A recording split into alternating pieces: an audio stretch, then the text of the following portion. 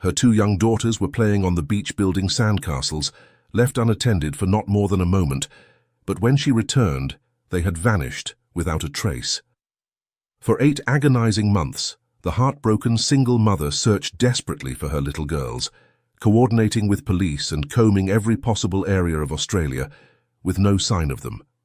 But fate intervened when, while setting up new missing children signs at a remote beach, a seaplane pilot approached her, claiming he just flew over an uninhabited private island and noticed something very strange.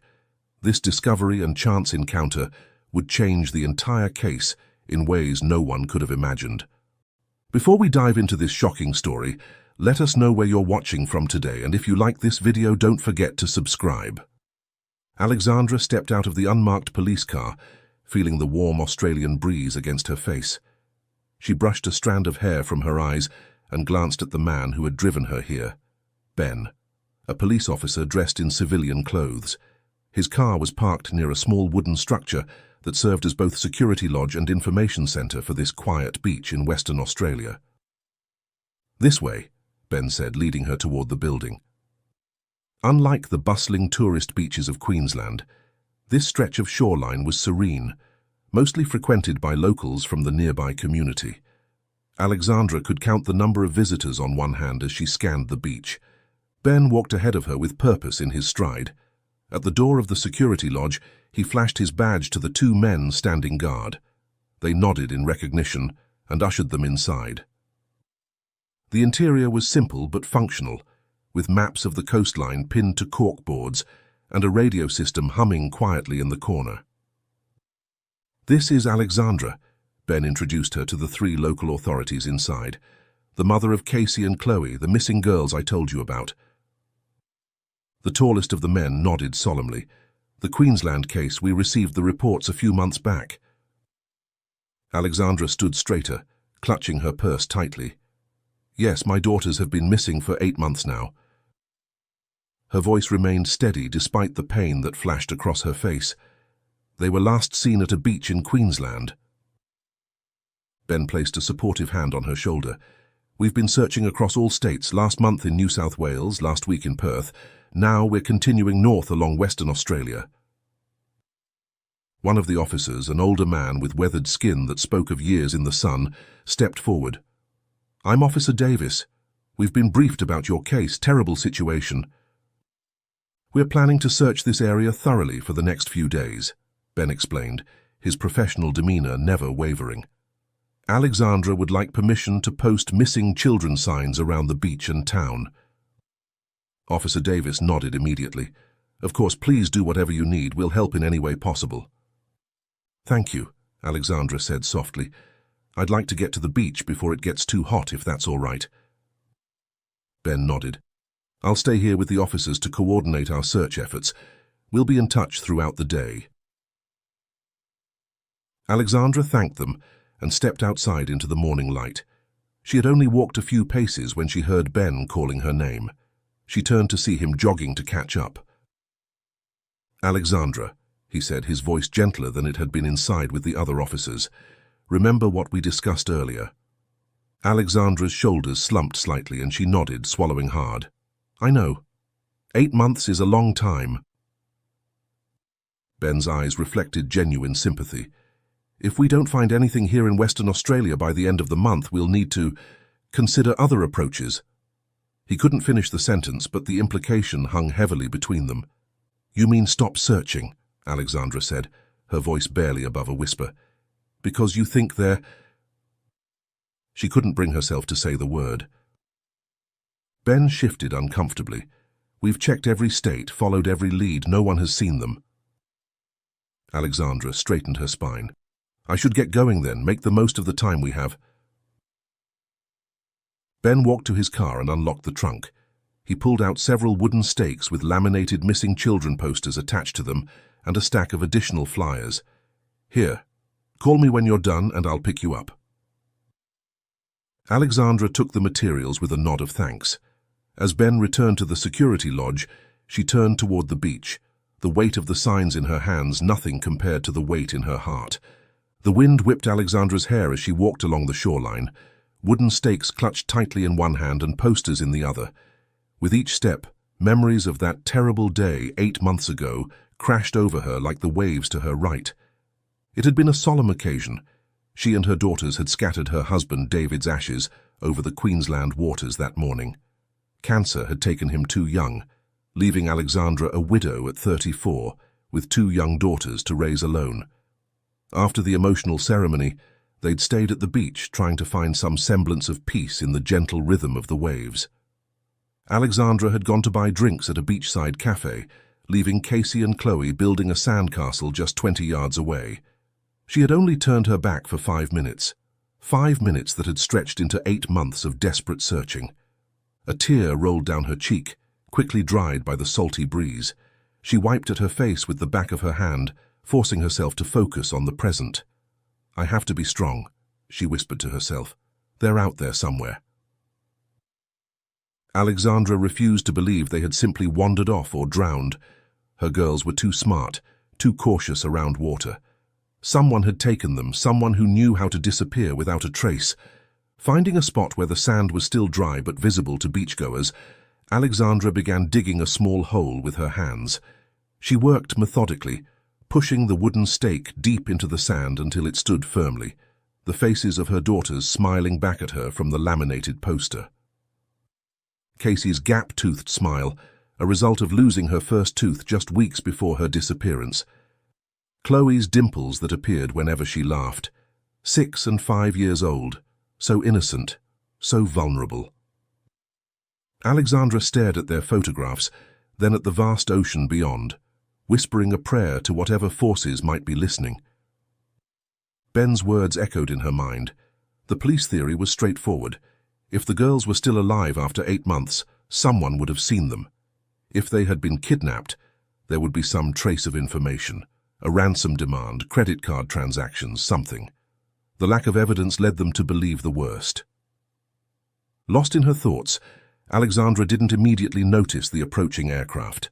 The buzz of the engine grew louder, pulling her attention to the sky where a seaplane was descending toward the water, its pontoons skimming the surface as it made a smooth landing. Alexandra quickly glanced around, wondering if she had inadvertently chosen a designated landing area for her sign placement. She was about to retrieve it when she saw a man exit the seaplane and start jogging in her direction. "I'm sorry," she called out as he approached. "I didn't realize this was a landing area. I'll move the sign." No, the man waved dismissively as he reached her. "It's not your fault at all. I don't usually land here." He was tall with windswept hair and the tanned skin of someone who spent most of his time outdoors. "My name's Robert Martin," he said, extending his hand. "I saw you placing the sign and recognized the photos from the news." Alexandra shook his hand tentatively. "I'm sorry, but I'm quite busy. I don't have time for—" "I'm not looking for an autograph," Roggett cut in quickly, looking embarrassed. "I just—" He paused, looking from Alexandra to the poster and back again. "I think I've seen your daughters." Alexandra's heart skipped a beat. "What? Where?" "I was flying over Middle Island, not far from here," Roggett explained, gesturing toward the horizon. "I was at a low altitude and saw 2 young girls who looked about the same age as your children. I was on my way to report it to authorities when I spotted you here." "Middle Island?" Alexandra repeated, her mind racing. "Yes, it's supposed to be uninhabited. It's a private island marked that way on maps. That's why I found it strange to see children there." Roggett's expression was earnest as he continued. "They were with 2 men on the beach. I didn't get a clear view of their faces from the plane, but when I saw your poster just now—" Alexandra clutched the remaining wooden stake so tightly, her knuckles turned white. "We need to go to the police right now." Roggett nodded.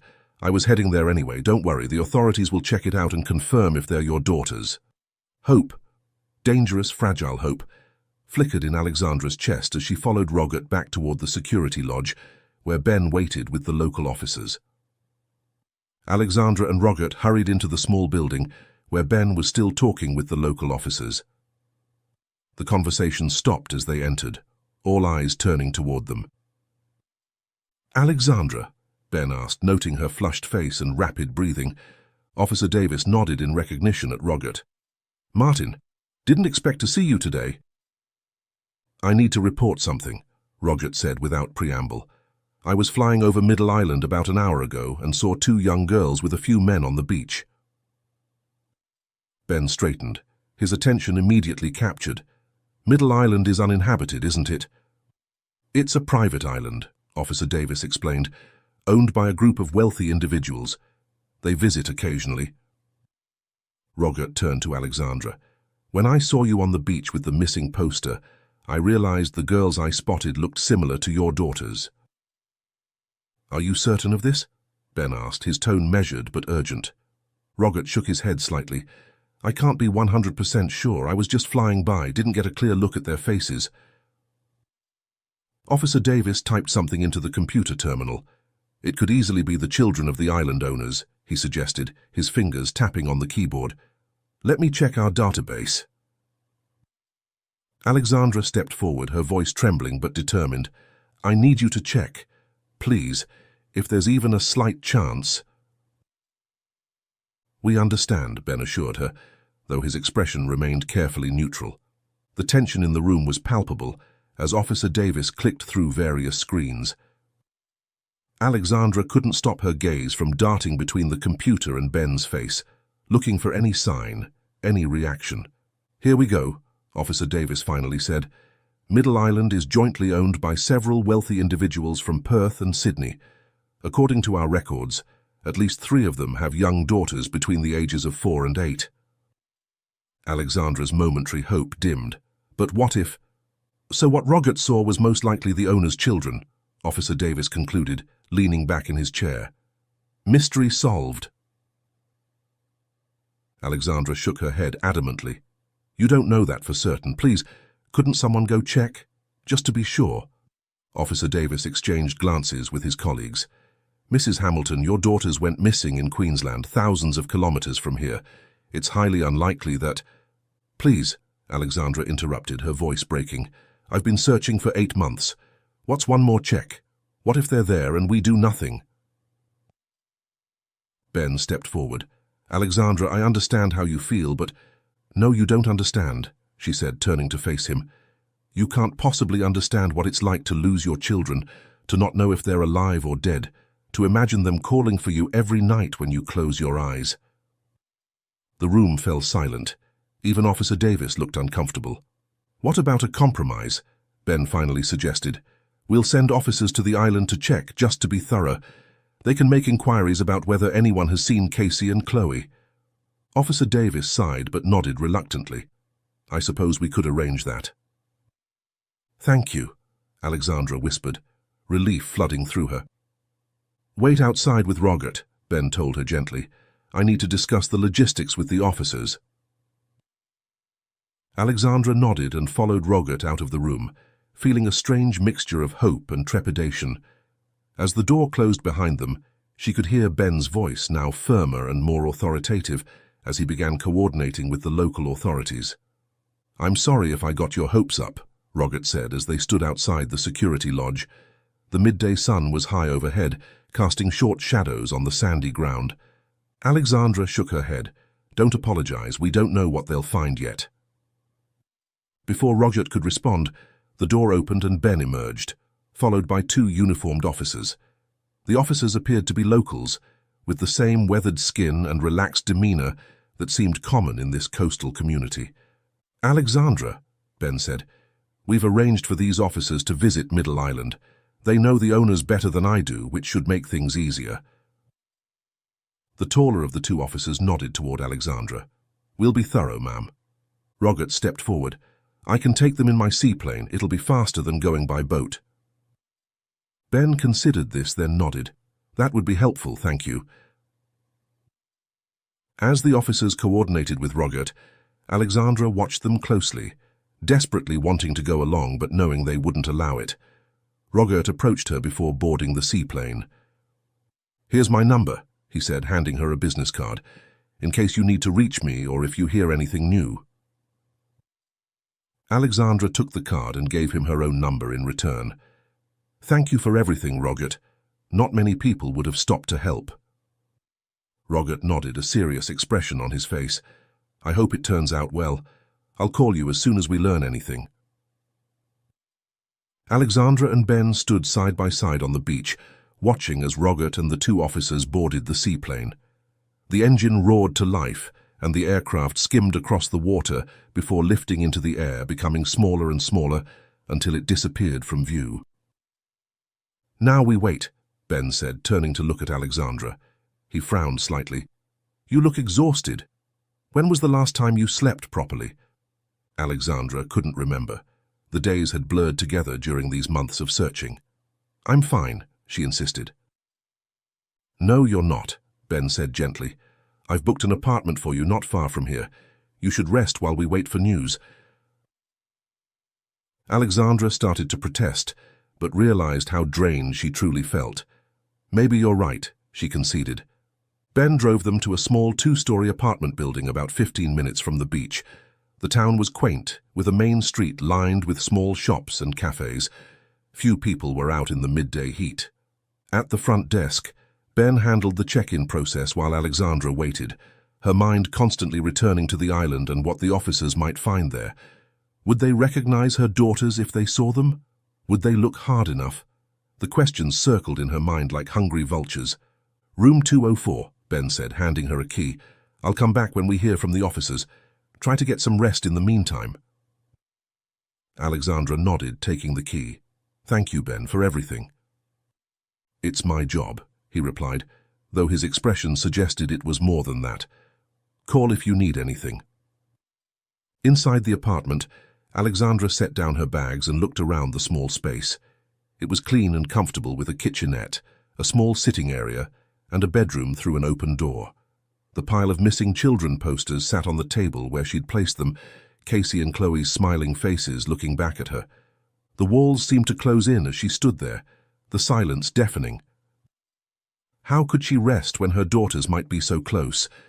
The thought of sitting idle in this small room while others searched for her children was unbearable. Alexandra grabbed her purse and the stack of posters. Rest could wait. She had work to do, signs to post, people to talk to. Perhaps someone in this small community had seen something, knew something. She couldn't afford to miss a single opportunity, not when her daughters might be just across the water. With renewed determination, she left the apartment, locking the door behind her. Alexandra moved methodically through the small seaside town, the stack of posters gradually diminishing as she taped them to lampposts, shop windows, and community bulletin boards.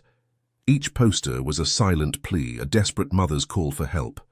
The town was sleepy in the afternoon heat, with few people on the streets. Those she did encounter gave her sympathetic looks, but shook their heads when she asked if they'd seen her daughters. Their kindness was genuine, but it did little to ease her growing anxiety. The town centre gave way to a small park, with scattered benches and a playground that sat empty in the afternoon sun. Alexandra approached a light pole near the park's entrance and began securing a poster with tape she'd borrowed from a shop owner. "Those your little ones?" a voice asked from behind her. Alexandra turned to find an elderly man watching her work. He was thin and weathered, with deeply tanned skin that suggested a lifetime spent outdoors. His clothes were simple but clean, worn khaki pants and a faded blue button-up shirt. "Yes," Alexandra replied, smoothing the edges of the poster. "My daughters. They've been missing for 8 months now." The man stepped closer, squinting at the photographs. "Thought so, they look familiar." Alexandra's heart skipped a beat, but she'd experienced too many false hopes to let her excitement show. "Familiar? You've seen them?" The man tilted his head, studying the images. "Maybe, can't say for certain." He gestured vaguely toward the ocean. "I'm a fisherman, you see. Been one all my life. Got a good memory for faces, even little ones." "Please," Alexandra said, trying to keep her voice steady. "If you've seen them, any information could help." The man scratched his chin thoughtfully. "It was one morning, not too long ago. I was heading out early, just before sunrise. Saw a yacht heading toward Middle Island. There were 2 little girls on deck." Alexandra felt light-headed suddenly. "Middle Island? That's right, rich folks own it. Keep to themselves mostly." The man's eyes narrowed as he continued to study the poster. Looking at these photos now, I'd say the girls I saw looked mighty similar. Can't be entirely sure, mind you. Kids that age, they can look alike from a distance. When exactly did you see them? Alexandra pressed, her voice urgent. Few months back, I reckon. Can't say precisely, but I know the sea and I've got strong memories. Alexandra reached for her phone. I need to tell the police about this. Would you be willing to speak with them? The old man took a step back, his demeanor suddenly wary. No phones, no police. Me and the authorities don't get along so well. Please, they're my daughters, Alexandra implored. The man shook his head firmly. I've said what I've seen, that's all I can do. He glanced around as if checking whether anyone was watching them. If you need to find me again, ask for Micah's lodge near the north end of the beach, that's where I stay. Before Alexandra could respond, he added in a low voice, Don't trust everyone around here, missus. Not everyone's what they seem. With that cryptic warning, he turned and walked away, his gait slow but purposeful. Alexandra sank onto a nearby bench, her mind racing. This was the second person who claimed to have seen girls resembling her daughters on Middle Island. Could it really be coincidence? She took out her phone to call Ben, but paused when it began to ring in her hand. Ben's name flashed on the screen. She answered immediately. Ben, did they find anything? The officers just returned from the island. Ben's voice was measured, professional. They spoke with the owners and confirmed the children. There are their daughters, not Casey and Chloe. I'm sorry, Alexandra. The hope that had been building inside her deflated. Are they sure? Did they check thoroughly? Yes, the officers spoke with everyone on the island. No one has seen your daughters, and the children there are definitely not them. We're back to square one. Alexandra closed her eyes, processing this information alongside what the fisherman had just told her. Something didn't add up. I want to speak with those officers myself, she said firmly. Ben sighed. Alexandra, I understand your frustration, but it won't change anything. We need to focus on searching elsewhere. Tomorrow we move on to the next town. But the authorities confirmed it wasn't your daughters, Ben interrupted gently. I've coordinated with local officers to continue searching around town while we're here. That's the best use of our resources right now. Alexandra fell silent, thinking about the fisherman's warning. Don't trust everyone. Why would he say that? And why would two separate people claim to have seen girls resembling her daughters on an island where the officers found nothing suspicious? Alexandra, are you still there? Yes, she replied finally. You're right, we should search elsewhere. The conversation ended shortly after, but Alexandra remained on the bench staring at the poster of her daughters. Her instincts were screaming that something wasn't right. The fisherman had seemed genuinely certain about what he'd seen, and his warning lingered in her mind. She stood up with sudden resolve. Her daughters had already been missing for 8 months because the right questions hadn't been asked, the right stones hadn't been turned. She wouldn't let it happen again, not when they might be so close. Alexandra spotted a vacant taxi near the park entrance and hurried toward it. The driver, a middle-aged man with a friendly smile, looked up as she approached. Can you take me to Micah's lodge? She asked, sliding into the back seat. It's somewhere along the north end of the beach. Micah's place? Sure thing, the driver replied, starting the engine. Old fisherman's hut. Been there forever. The taxi wound through the small streets, eventually turning onto a coastal road that followed the curve of the shoreline. After about 10 minutes, the paved road gave way to a dirt track, and Alexandra could see a scattering of weathered wooden structures ahead. That's the fisherman's area, the driver explained. Micah's is the third hut along. Alexandra paid the fare and stepped out onto the sandy ground. The air smelled strongly of salt and fish, with nets drying on wooden racks and small boats pulled up onto the shore. A few men worked quietly, mending equipment or sorting their catch. She made her way toward the third hut, her shoes sinking slightly into the sand with each step. The structure was small but sturdy, with walls weathered to a silvery grey from years of exposure to the elements. Outside, various fishing tools hung from hooks. The old man she'd met in the park was sitting on a wooden crate, methodically cleaning a collection of lures. He looked up as her shadow fell across him. "You found me then," he stated simply, setting aside his work. "I need to know more about what you saw," Alexandra said without preamble, "and what you meant when you said not to trust everyone." The man glanced around, checking if anyone was within earshot. "Name's Justin," he said finally. "Micah was my father." "Was?" Justin's weathered face hardened. "He's gone now. Police put him away for something he didn't do. Said he was fishing too close to Middle Island when some rich folks were visiting. Made up stories that landed him in jail." His voice dropped lower. "He died there, got beaten by other inmates." Alexandra's expression softened with sympathy. "I'm sorry about your father." Justin shrugged, though the pain in his eyes was evident. "Been years now, but it's why I don't trust the authorities around here, especially when it comes to that island and its owners." "What can you tell me about them?" Alexandra asked. "The people who own the island." "Wealthy types from the cities, been in their families for generations." Justin picked up a lure and turned it in his fingers. "Used to be just them visiting, bringing their friends, having parties. But in recent years I've noticed children coming and going." "Children? Like their own children?" Justin's eyes met hers.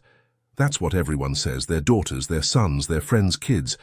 But I've been watching that island most of my life and something changed. The children often look different from one another, and I never see the same ones twice." A chill ran down Alexandra's spine despite the warm afternoon. "Are you suggesting they're taking children? Kidnapping them?" Justin didn't answer directly. In this evil world, nothing would surprise me anymore.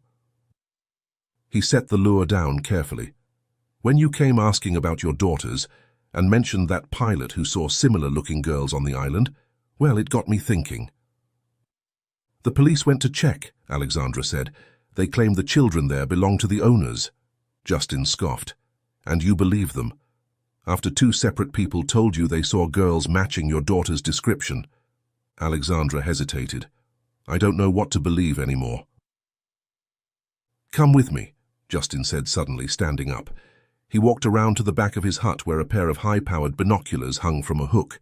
He handed them to Alexandra and pointed toward the horizon. "Look there." Alexandra raised the binoculars to her eyes, adjusting them until the distant waters came into focus. After a moment of scanning, she spotted what Justin was pointing to, a luxury yacht moving across the water. "Zoom in more," Justin instructed. Alexandra adjusted the binoculars again, focusing tighter on the vessel. Her heart nearly stopped when she made out figures on the deck, several men in casual clothes, and there, standing near the railing, two small figures. "Those are," her voice caught in her throat, Are those my daughters? That's Casey and Chloe." Her hands trembled as she continued to stare through the binoculars, drinking in the sight of her children after 8 long months of absence. "Seems like your daughters are coming back to the main island along with their captors," Justin said grimly. "Question is, what are you going to do about it?" Alexandra lowered the binoculars, her mind racing. "I need to call Ben and Roger." She paused, looking at Justin. "Thank you. I don't know how I can ever repay you." The old fisherman waved off her thanks. "No payment needed. Just make sure those men end up behind bars where they belong." His eyes hardened. "That'll be payment enough." The sky had begun to darken as Alexandra left Justin's lodge, the sunset painting the horizon in brilliant hues of orange and purple. There were no taxis in this remote area, and Alexandra found herself alone with the urgent need to act quickly. She reached for her phone, her first instinct to call Ben. But a moment of hesitation stopped her. What if the local authorities were somehow involved, as Justin had implied? Ben had coordinated with them. Could she be certain he wasn't part of whatever was happening? Alexandra scrolled through her contacts and found Rogert's number instead. He had seen her daughters on the island first, and he had no connection to the local police. She dialed his number, her heart pounding as she waited for him to answer. "Hello, Alexandra?" Rogert's voice came through after the third ring. Roget, I need your help, Alexandra said urgently. I just saw my daughters on a yacht heading toward the main island. I'm positive it's them. That's incredible timing, Roget replied, his voice equally urgent. I was about to call you. I'm at One Arm Point Airport and I can see a yacht approaching the mainland.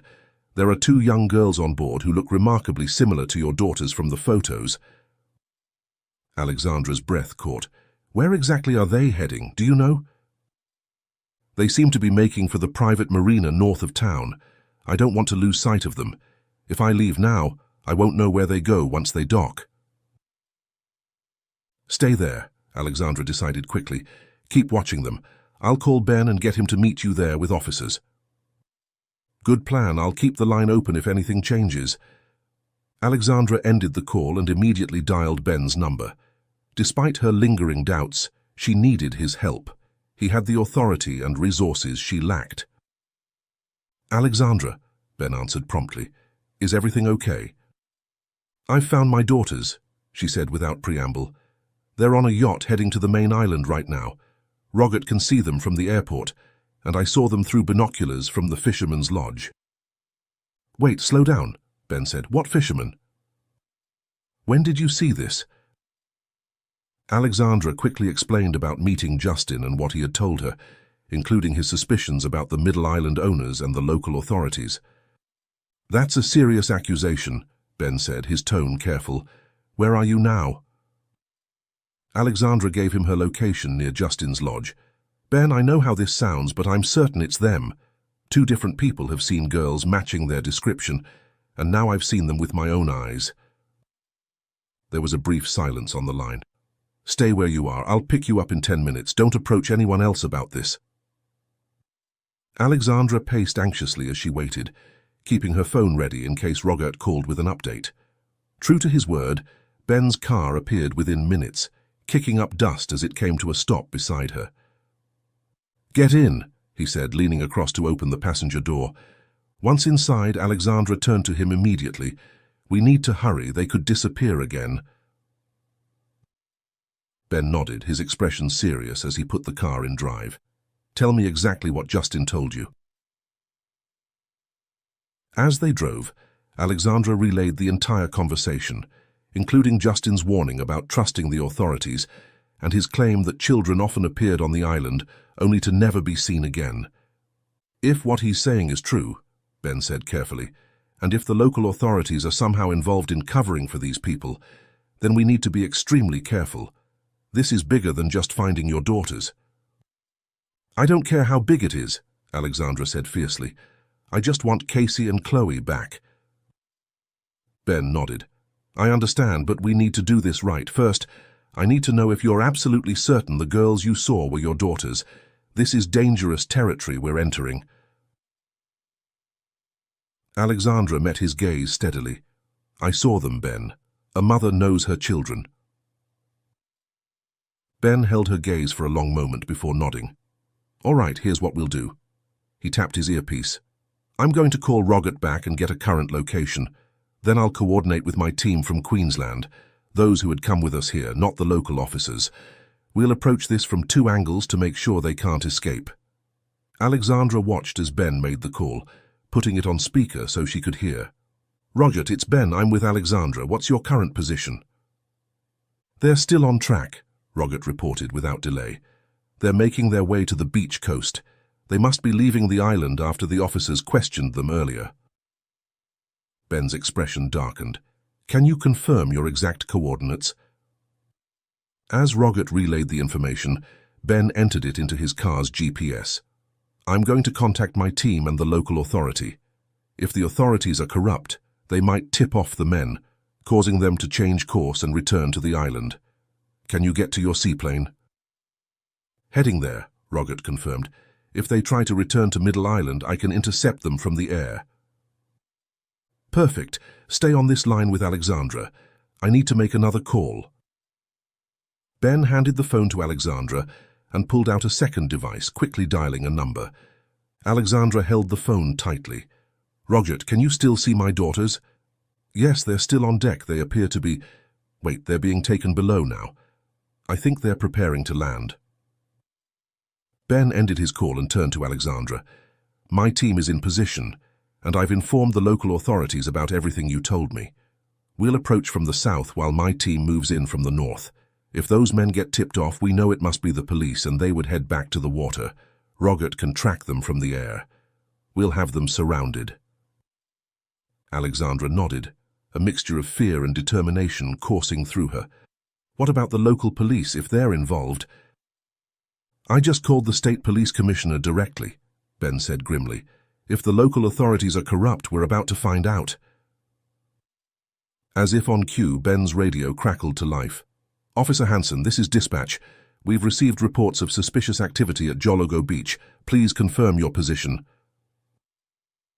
Ben exchanged a look with Alexandra before responding. This is Hansen. I'm en route to Jologo Beach now with Mrs. Hamilton. ETA 5 minutes. Copy that. Local units have been dispatched as well. Ben turned off the radio and increased his speed. Now we'll see where everyone's loyalties lie. The sunset had given way to dusk by the time Ben's car approached Jologo Beach. He parked on a rise overlooking the shoreline, providing them with a clear view while keeping a safe distance. Through his binoculars, Ben could see a black luxury SUV already parked near the water's edge, waiting. There, he said, handing the binoculars to Alexandra. The yacht is approaching that section of beach.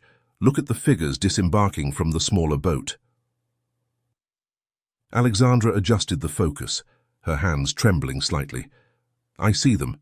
2 men, one heavy-set, one tall and thin. She moved the binoculars slightly. And the girls, they're carrying them. Ben took the binoculars back, focusing intently. The girls appear to be unconscious. They're completely limp. Drugged, Alexandra whispered, her voice catching. They've drugged my babies. Ben lowered the binoculars, his expression grim. If those really are your daughters, this confirms they've been kidnapped. No parent would drug their own children like that. We have to go down there now, Alexandra insisted, reaching for the door handle. Ben placed a restraining hand on her arm. Wait, we need to see how this plays out first. Look, the local police are arriving. Through the binoculars, they watched as 2 uniformed officers emerged from the security lodge they had visited earlier that day. The officers approached the men, who appeared agitated at first. There's an argument happening, Ben narrated as he continued to watch. The fat one is gesturing angrily at the officers. Alexandra could barely breathe as she waited. What's happening now? The men they're handing something to the officers. Ben quickly took out his phone and began recording through the binoculars. Envelopes, probably money. They're bribing them, Alexandra asked incredulously. Looks that way, and the officers are taking it. Ben's voice was tight with controlled anger. They're not even trying to hide it. They watched as the men carried the unconscious girls back to the yacht, the local officers standing guard, ensuring no one interfered. They're getting away, Alexandra said desperately. We have to stop them. Not yet, Ben replied, still recording. Roget should be in position by now, and my team is closing in. We need to catch everyone involved. He touched his earpiece. Roget, what's your status? In the air, came the immediate response. I can see the yacht. It's leaving the shore now. My team is in position near your landing area, Ben confirmed. Wait for my signal, then intercept. Alexandra clutched the dashboard, her knuckles white. What if something goes wrong? What if they hurt the girls? Ben placed a reassuring hand on her shoulder. These men want the girls alive. That's why they've kept them all these months. Trust me, Alexandra. We're going to get them back. They waited in tense silence as the yacht moved back further out to sea. Ben continued to observe through the binoculars, occasionally updating Alexandra on what he could see. The yacht is about half a kilometer out now, he finally said. Time to move. He spoke into his earpiece again. All units, move in now. Roget, you're clear to intercept. Through the binoculars, Alexandra could see the distant shape of a seaplane approaching from the north. It descended rapidly, landing on the water with a splash of white foam.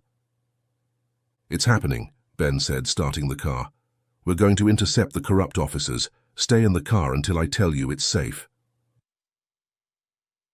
He drove quickly down to the beach, pulling up not far from where the local officers still stood. The men looked up in surprise as Ben's car approached. "What's the plan?" Alexandra asked nervously. "I'm going to arrest them," Ben said simply. "This evidence is irrefutable. You stay here and keep watching the water. I'll signal when it's safe to come out." Alexandra nodded, her eyes fixed on the distant scene unfolding on the water. Through the binoculars, she could see Rogert's seaplane positioned in front of the yacht, blocking its path. Small figures that must be Ben's team were boarding the vessel from a speedboat that had appeared from the north. "They're surrounding them," she whispered to herself. "Please, please let my girls be safe." Alexandra watched through the binoculars as the drama unfolded on the water. The officers from Ben's team had their weapons drawn as they boarded the yacht. One of the bodyguards attempted to jump overboard, but a shot rang out, likely aimed at his leg to prevent escape. The rest of the men raised their hands in surrender. Meanwhile, on the beach, Ben approached the local officers with purpose in his stride. Alexandra couldn't hear what was being said, but she could see the confusion on their faces turn to alarm as Ben pulled out handcuffs. One officer tried to back away, reaching toward his holster, but Ben was faster. Within moments, both local officers were in handcuffs, looking stunned as Ben searched their pockets. He pulled out the envelopes they had received earlier, holding them up as evidence. Alexandra's attention returned to the water, where she could see officers escorting the handcuffed men onto a police boat that had appeared alongside the yacht. Most importantly, she could see two small figures being carefully carried aboard Rogert's seaplane. Her heart leapt into her throat. "Casey, Chloe," she whispered, though they were too far away to hear. Ben waved toward the car, signaling that it was safe for her to come out. Alexandra didn't hesitate, throwing open the door and racing across the sand toward him. "They've got them," Ben confirmed as she approached. "Rogert is bringing them to shore now, and paramedics are on their way." The arrested officers looked stunned, one of them shaking his head in disbelief. "You don't understand," he was saying to Ben. "Those families bring money to this community. They volunteer funds for our schools, our infrastructure. Without them, this town would die." "So you looked the other way while they kidnapped children?" Ben's voice was cold with disgust. "We didn't know about any kidnapping," the other officer protested. "They told us the children were theirs or belonged to friends. We had no reason to question it." "Save it for the interrogation," Ben replied, handing them over to two officers from his team who had arrived in another vehicle. Alexandra barely registered this exchange, her eyes fixed on the water where Rogert's seaplane was taxiing toward shore. The police boat carrying the arrested men was also approaching, the suspects surrounded by armed officers. "What happens now?" she asked Ben. "We take the suspects to the main police station in town, not the local outpost. The girls will be checked by medical professionals and then reunited with you." Ben placed a hand on her shoulder. "It's almost over, Alexandra." The yacht's passengers were brought ashore first. Alexandra recognized the heavy-set man and his taller companion from what she'd seen through the binoculars. They were flanked by several bodyguards, all in handcuffs, none making eye contact as they were escorted to waiting police vehicles. Then came the moment Alexandra had been waiting for 8 agonizing months. Rogert's seaplane completed its approach to the shore, and as the door opened, she could see him emerge, followed by 2 officers carrying small still forms. Alexandra ran forward, her heart pounding. "Casey, Chloe!" As the officers carried the girls closer, there was no doubt in Alexandra's mind these were her daughters. Their faces were thinner than she remembered, and their hair had grown longer, but they were unmistakably her children. "Are they okay?" she asked frantically, reaching out to touch Casey's cheek. "Why aren't they waking up?" "They appear to have been sedated," one of the officers explained gently. "The paramedics are here to check them over." An ambulance had indeed arrived, its lights flashing as it parked as close to the beach as possible. 2 paramedics hurried over with a stretcher. "We need to take them to the hospital," the lead paramedic said after a quick assessment. "Their vital signs are stable, but we need to monitor them as the sedation wears off." Alexandra nodded, not taking her eyes off her daughters as they were carefully placed on stretchers and loaded into the ambulance. "I'm going with them," she said, already moving toward the vehicle. Ben caught her arm gently. "Alexandra, I need you at the station first. Your statement is crucial to building a case against these men." He looked into her eyes. "I promise your daughters are in good hands. The sedation will take hours to wear off completely. You can give your statement and still be there when they wake up." Alexandra hesitated, torn between staying with her daughters and ensuring their kidnappers face justice. "These men have done this before," Ben added quietly, "and they'll do it again if we don't stop them. Your testimony could save other children." Alexandra looked at her daughters one last time as the paramedics prepared to close the ambulance doors. "Take care of them," she told the paramedics. "I'll be there as soon as I can." The lead paramedic nodded. "They'll be safe, I give you my word." As the ambulance drove away, Alexandra turned to Ben with renewed determination. "Let's go. I want these men to pay for what they've done." The town's main police station was a stark contrast to the small coastal outpost they'd visited earlier. This was a proper law enforcement facility with secure holding cells and formal interview rooms. Alexandra was led to one such room, where a female officer with kind eyes introduced herself as Detective Liu. The detective had a careful, methodical manner as she prepared to take Alexandra's statement. "I understand this has been an incredibly difficult day," Detective Liu began, setting up a recording device. "But I need you to walk me through everything as clearly as you can, starting with when you first met Roger Martin." Alexandra nodded, gathering her thoughts. She recounted her encounter with Roger on the beach that morning, then her conversation with the local authorities, followed by meeting Justin the fisherman and seeing her daughters through his binoculars. As she spoke, Detective Liu took notes, occasionally asking clarifying questions, but mostly allowing Alexandra to tell her story uninterrupted. When she finished, the detective paused the recording. "Thank you, Alexandra. That's incredibly helpful." Detective Liu's professional demeanor softened slightly. "I want you to know that we've been interviewing the suspects separately, and we're already building a substantial case." "What have you learned?" Alexandra asked, leaning forward anxiously. "The bodyguards have been more forthcoming than their employers," Detective Liu explained. "According to their statements, this operation goes beyond just your daughters. They've admitted that multiple children have been taken over the years." Alexandra felt sick. "How many?" "We don't have an exact number yet, but at least a dozen over the past several years. Some were kept at their mansion outside Broome, others brought to the island for what they called weekend trips." The detective's expression darkened. "We don't know the full extent of what these men did with the children while in their custody. Given the circumstances and profiles of the suspects, we can only suspect the worst, though we'll need further investigation to confirm." She paused, her voice lowering. "What we do know is that the older children, once they reached a certain age, were apparently sold to associates overseas." Alexandra felt sick. "My God," she whispered, covering her mouth. "Are you telling me these men, with my children?" She couldn't bring herself to finish the terrible question. "And the local police knew about this all along?" "Some of them, yes, they were paid to look the other way, told that the children were relatives or family friends." Detective Liu shook her head in disgust. "Money and influence can corrupt, especially in small, isolated communities dependent on wealthy patrons." Alexandra's hands trembled slightly as she processed this information. "Will you be able to find the other children? Bring them home?" "We're already coordinating with international agencies. This will become a federal case given its scope." Detective Liu placed a reassuring hand on Alexandra's arm. "Your daughters are lucky. Many of these children have been missing for years, and we might never have found them if not for your persistence." "Do you have enough evidence?" Alexandra asked anxiously. "These men seem powerful. What if they use their money and connections to escape justice?" "Between the physical evidence, the confessions we're gathering, and testimonies from witnesses like yourself, Roger and Justin, we have a solid case.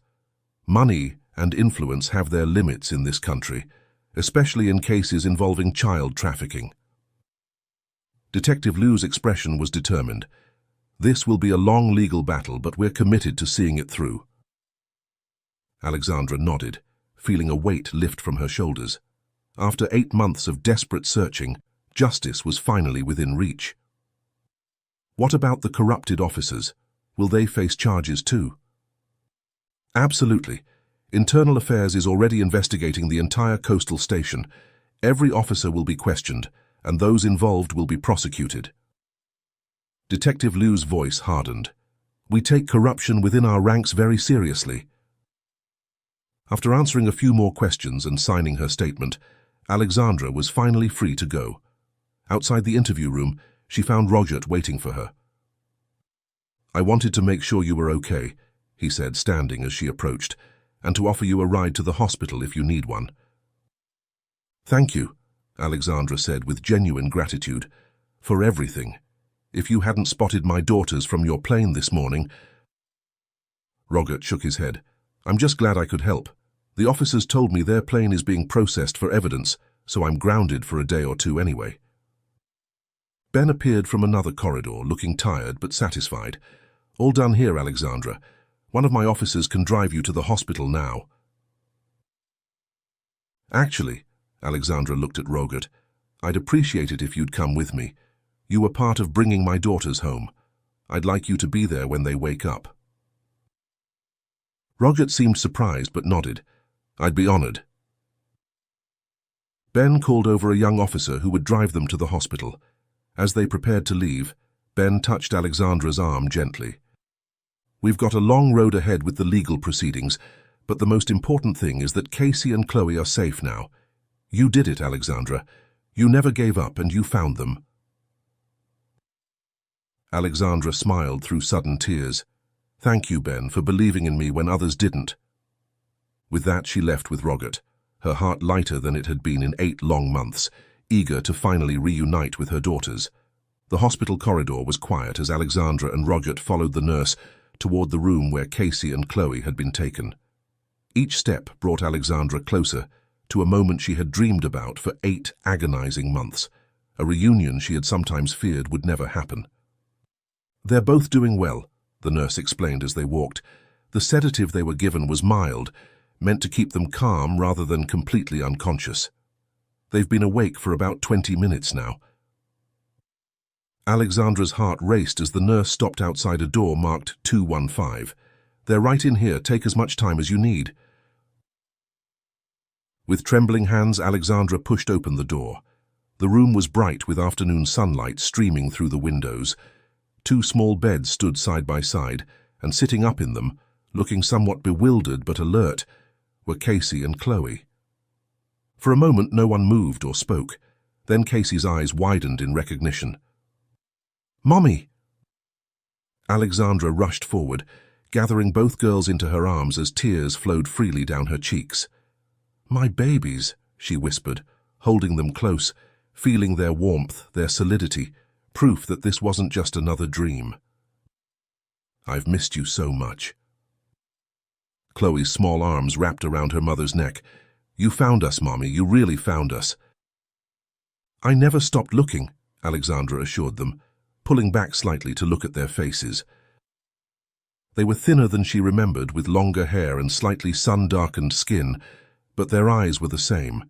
Casey's deep brown, Chloe's hazel flecked with gold. I searched the whole country for you both. The nurse returned briefly to check their vitals, confirming that both girls were healthy and the effects of the sedative had almost completely worn off. When she left, Alexandra sat on the edge of the bed, keeping one daughter on each side of her, unable to stop touching them, reassuring herself they were really there. This is Roger, she said, gesturing to where he stood quietly by the door. He helped find you. He's a pilot. Roger stepped forward with a gentle smile. Hello there. I saw you both waving at my seaplane this morning when I flew over the island. Casey's face lit up with recognition. I remember. We saw your plane and waved really big, hoping you'd see us. Well, it worked, Roger told her. I saw you both and recognized you from your mum's missing posters. Alexandra kissed the top of each girl's head, then asked the question that had been haunting her. Did those men... did they hurt you at all? Both girls shook their heads. They were nice to us, Chloe said. They gave us toys and pretty dresses. They just made us pretend to be their daughters, Casey added. We had to call them uncle and do whatever they said. Alexandra felt a complex mixture of relief and anger. Relief that her daughters hadn't been physically harmed, anger at how these men had manipulated them. We shouldn't have gone with them that day, Casey said suddenly, her eyes filling with tears. But they said they had a princess castle to show us, and that you knew about it. They said it was a surprise you planned. Alexandra hugged her tighter. It wasn't your fault, sweetheart. They tricked you. Adults shouldn't lie to children like that. We missed you every day, Chloe said, her small hand finding Alexandra's. The uncles said you were on a trip and would come get us soon, but you never came. After a while, we knew they were lying. Alexandra brushed a strand of hair from Chloe's face. I never stopped looking for you. Not for a single day. What happens now, Mummy? Casey asked. Do we go home? Yes, sweetheart. As soon as the doctors say you're ready, we'll go home. Alexandra smiled, a true smile that reached her eyes for the first time in months. We have a lot of catching up to do. Robert cleared his throat softly. I should probably give you all some time alone. I'm glad everything worked out. Alexandra looked up at him gratefully. Thank you again, Robert. I don't know how to repay you. He shook his head. Seeing this reunion is payment enough. Take care of each other. With a final smile at the girls, he left the room. As the afternoon sunlight streamed through the window, Alexandra sat with her daughters, listening to them recount their experiences in their childish way, answering their questions about home and what would happen next. There would be more interviews with specialists, therapy to process their ordeal, and a long legal process ahead. But none of that mattered in this moment. What mattered was that Casey and Chloe were safe. Against all odds, against the dwindling hope of law enforcement and the passage of time that typically dimmed the chances of finding missing children alive, they had beaten the statistics. They were going home. I love you both so much, Alexandra told them, her voice full of emotion, and I promise we're going to be okay. As Casey and Chloe nestled against her, their small bodies warm and alive and miraculous, Alexandra reflected on the journey that had brought them here. It had taken unwavering determination, the kindness of strangers and perhaps a touch of fate. A pilot flying low over an island at just the right moment, a fisherman with a good memory and a telescope, a police officer willing to follow his instincts rather than protocol. Sometimes, she realized, love was enough to overcome even the most impossible odds. Sometimes, refusing to give up was the only thing that made the difference between loss and reunion. And sometimes, even in the darkest moments, hope was justified after all.